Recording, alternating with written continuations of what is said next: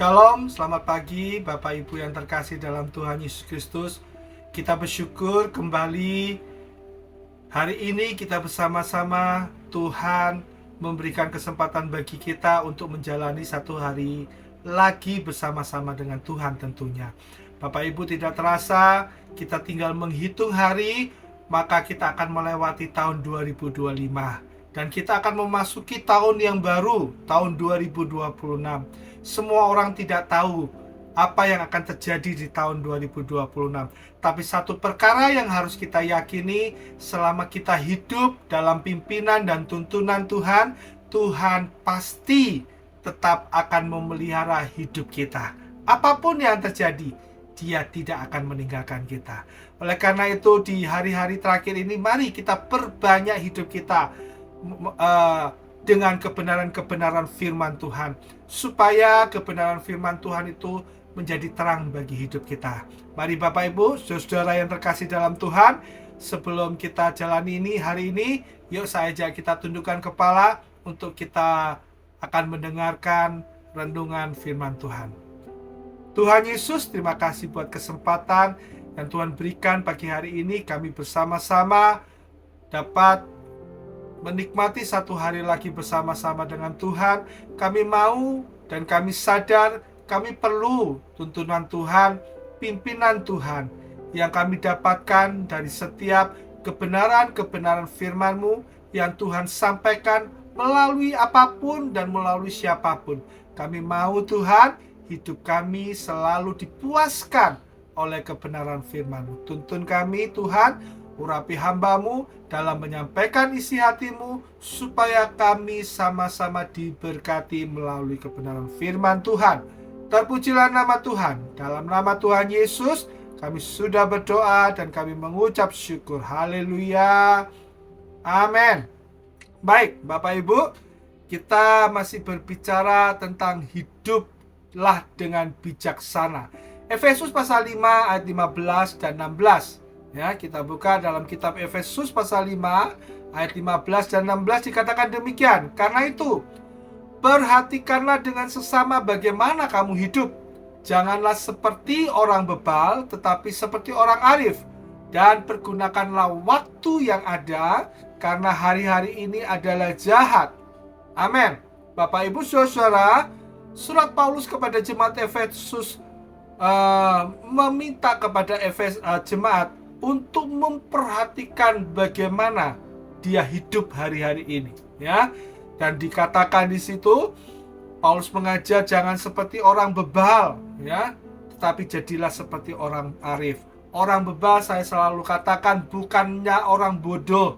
Orang bebal itu bukan tidak pandai, tetapi orang bebal adalah orang yang tidak mau dituntun, tidak mau diatur, tidak mau dibenahi, ya, oleh Tuhan. Itulah yang disebut orang bebal. Tetapi kalau sebagai orang arif adalah orang-orang yang juga menerima masukan dari orang lain. Orang arif adalah orang yang menyadari bahwa dirinya masih perlu dibina, dituntun, apalagi dengan Tuhan, ya. Sehingga hari demi hari dia semakin dia banyak tahu, semakin dia sadar bahwa dia ini bukan apa-apa. Itu orang arif, ya. Makanya diumpamakan dalam perumpamaan orang arif itu seperti orang yang seperti padi yang berisi, ya. Ketika padi itu semakin berisi, semakin berat, maka padi itu semakin menundukkan. Artinya, semakin dia punya banyak pengalaman, semakin dia tahu dia ini nggak ada apa-apanya, ya. Makanya semakin menunduk. Beda dengan padi yang kompong, padi yang tidak ada isinya, ya. Dia terus berdiri tegak, seolah-olah dia tahu segalanya, padahal sebenarnya kosong. Makanya Tuhan katakan, ayo hati-hati, perhatikan dengan sesama bagaimana kita hidup. Jadilah seperti orang arif atau orang yang bijaksana. Kenapa harus demikian? Karena dikatakan di ayat 16, karena waktu-waktu ini adalah waktu yang jahat. Ya Bapak Ibu saudara, kita ada di akhir zaman. Kita nggak tahu, moral semakin turun, keadaan semakin sulit, ya. Makanya Tuhan mau memberitahu kepada kita, hiduplah dengan bijaksana. Nah, oleh karena itu Bapak Ibu Saudara, kalau kita menyadari kita perlu hidup dengan bijaksana, dengan arif, ya, seperti apa yang Tuhan mau, ya, apa yang diajarkan oleh Rasul Paulus, ya, maka kita perlu berjalan dengan hati-hati, ya. Jangan sampai kita sembrono dalam perjalanan hidup kita. Kita harus berhati-hati dalam menjalani hari-hari ini. Nah, kenapa orang dalam perjalanan hidup sering jatuh? Sering jatuh, ya. Kenapa? Nah, inilah penyebab kenapa kita dalam hidup ini sering jatuh, ya. Sehingga kita ini terluka, sehingga kita ini mengalami cedera. Nah, karena ada beberapa hal penyebab kita jatuh. Yang pertama, kita sudah periksa yang lalu, karena jalannya tidak rata, ya. Seringkali karena jalan yang nggak rata, orang tidak menyadari, ya, sehingga dia terpelecok, dia tersandung, ya, dia terjerembab, jatuh karena jalan tidak rata, ya. Kadang-kadang bukan lubang yang besar yang menjatuhkan kita. Kadang-kadang lubang yang kecil, ya, tanjakan yang tidak terlalu tinggi, ya, sehingga kita tidak memperhatikan. Justru itu menjadi penyebab, seringkali menjadi penyebab orang jatuh, ya. Tetapi kalau kita sadar hidup kita, oh ini ada jalan yang tidak baik, tidak rata. Orang yang bijaksana, dia akan menambal jalan itu, ya. Apa artinya jalan tidak rata? Seringkali dalam hidup kita, ya, seringkali kita ini mudah kompromi, ya, mudah kompromi dengan yang namanya dosa, kesalahan, ya. Seringkali kita anggap ini hal yang sepele, tidak perlu terlalu dilebih-lebihkan. Tetapi kita harus tahu, hal yang kelihatannya sepele, kelihatannya tidak masalah, tetapi itu bisa menjadi penyebab kita jatuh dalam dosa. Oleh karena itu Bapak Ibu, kita harus tahu, jangan kita kompromi dengan yang namanya dosa. Marilah kita tetap konsisten dalam kebenaran firman Tuhan, ya. Seperti kisah Tuhan Yesus, ya. Tuhan Yesus ketika dia setelah mengalami kelaparan, ya, puasa 40 hari dan kemudian lapar, ya. Dan iblis datang, apa yang dilakukan iblis? Apa yang diomongkan oleh iblis? Yesus, bukankah engkau lapar? Ubahlah roti ini jadi roti. Ubahlah batu ini menjadi roti, supaya engkau bisa makan dan engkau menjadi kenyang, ya. Secara naluri, secara pikiran mungkin, oh iya benar. Bukankah orang lapar itu butuh makanan, butuh diisi perutnya? Kalau Tuhan Yesus mampu, kenapa nggak ubah jadi roti, ya? Kenapa harus repot-repot, ya? Seringkali itu lontaran iblis yang kelihatannya masuk akal, ya. Pernyataan iblis yang kelihatannya masuk akal, dan itulah yang menjadi penyebab, seringkali menjadi penyebab manusia jatuh dalam dosa. Kenapa? Karena kompromi. Oh ya, nggak apa-apa. Bukankah itu melogika, masuk akal, ya? Bukankah semua banyak orang yang juga melakukan hal ini, nggak apa-apa. Tetapi kita perlu sadar, kalau kita tahu itu tidak benar, maka janganlah kita langgar itu. Seperti apa yang Tuhan katakan ketika Tuhan diminta mengubah batu menjadi roti, Tuhan menolaknya, ya. Tapi dia tahu bahwa batu tetaplah batu. Batu bukanlah untuk dimakan, walaupun sudah diubah menjadi roti. Bapak Ibu Saudara, kita perlu sadar yang pertama, kenapa kita bisa jatuh? Karena kita seringkali kompromi. Jalan kita tidak rata dalam hidup ini. Mari tambal jalan kita. Yang kedua, mengapa orang itu bisa jatuh? Karena jalannya licin, ya. Kadang-kadang bukan air yang begitu menggenang, yang begitu besar. Saya percaya kalau kita melewati banjir, kita akan lebih berhati-hati berjalan, benar? Ya, tetapi seringkali kita tidak berhati-hati ketika hanya cipratan air yang kelihatannya tidak terlihat, hanya sepele, tapi seringkali itu menyebab jalan itu menjadi licin dan kita jatuh, ya.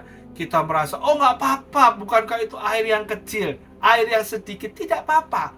Ya, seringkali kita terjerembab, kita jatuh gara-gara jalan licin. Apa ini artinya? Seringkali hidup kita terjatuh karena kita merasa kuat dalam hidup ini. Ya, nggak apa-apa ini jalan licin. Orang yang sombong, merasa kuat, yang merasa dirinya bisa melakukan ini dan itu, seringkali dia jatuh karena kesombongannya itu. Itulah jalan licin, ya. Itulah yang disebut jalan licin.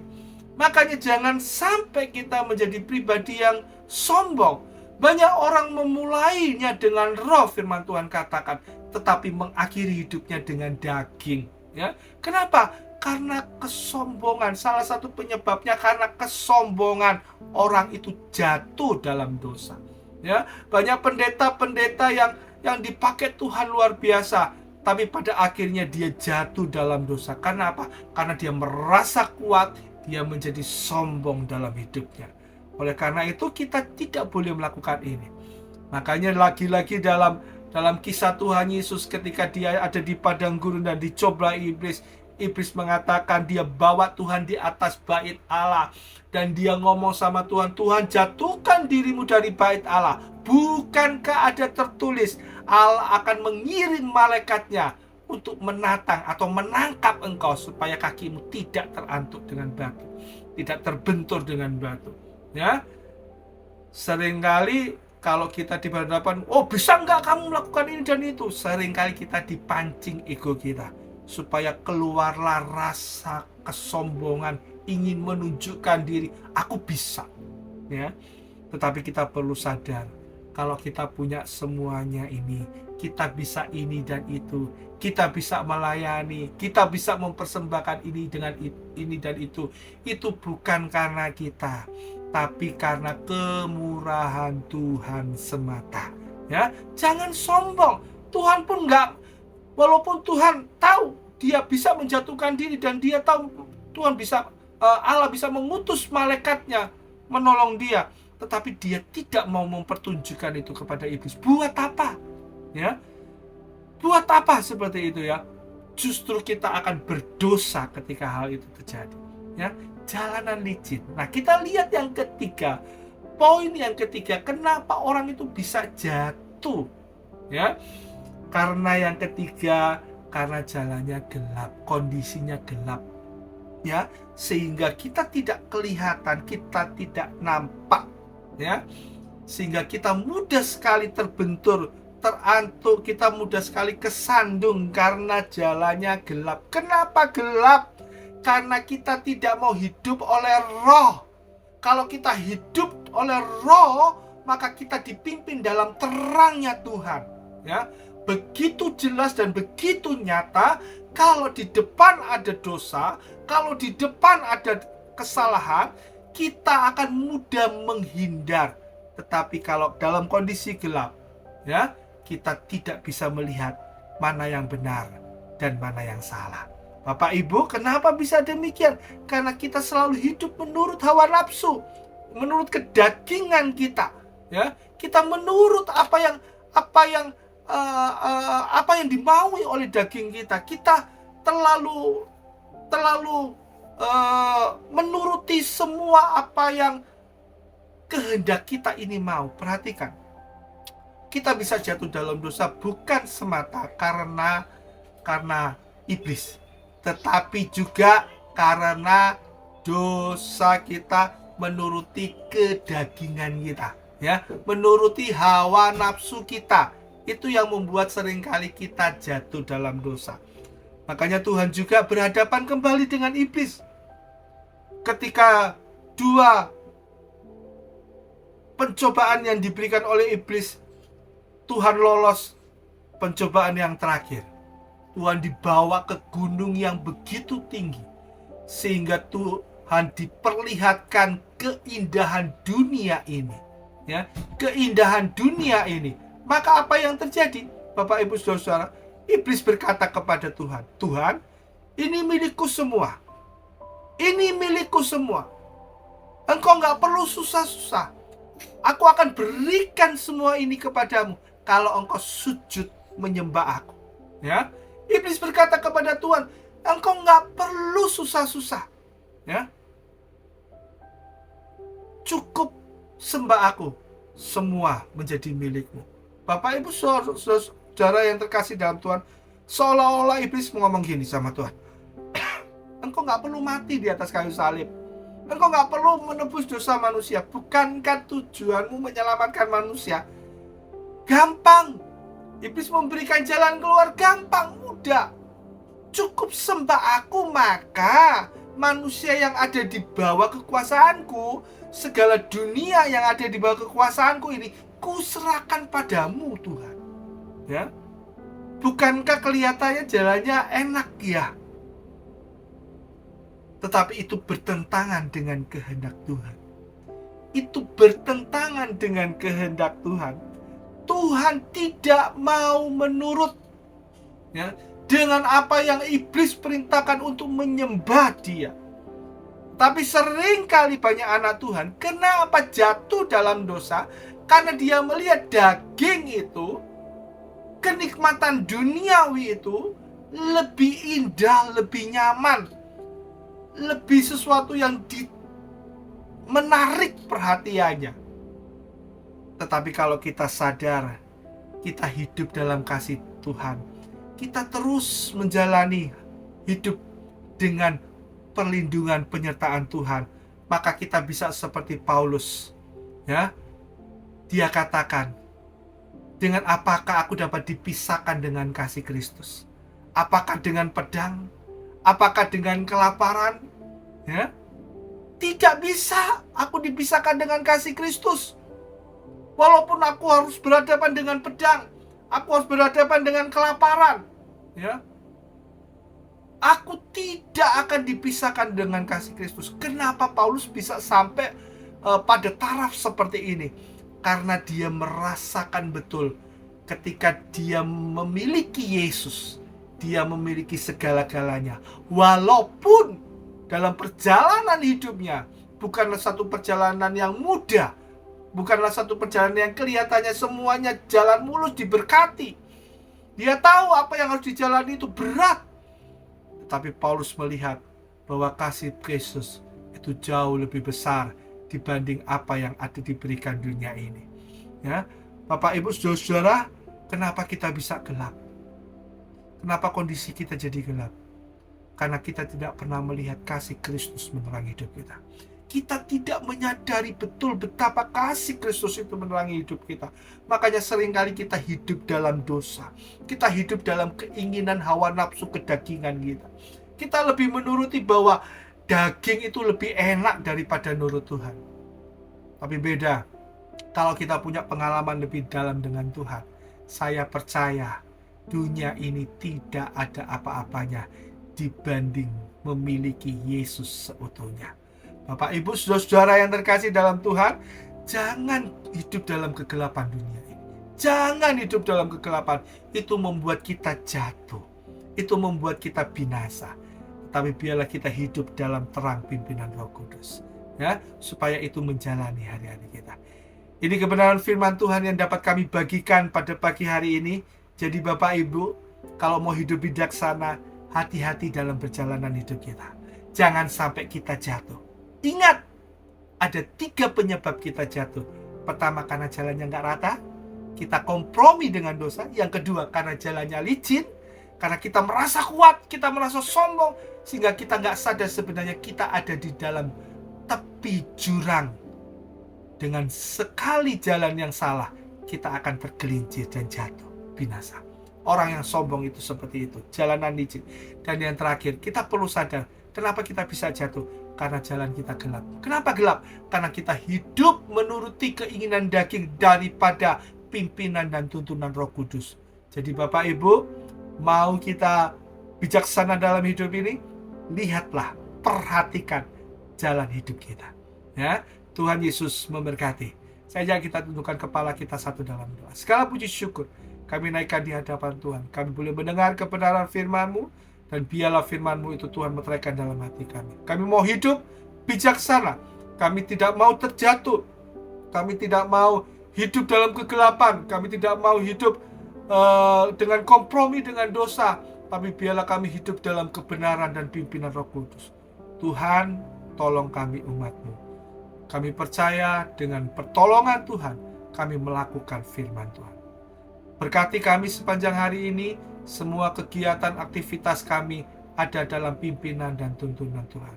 Dalam nama Tuhan Yesus, kami berdoa dan mengucap syukur. Haleluya. Amin.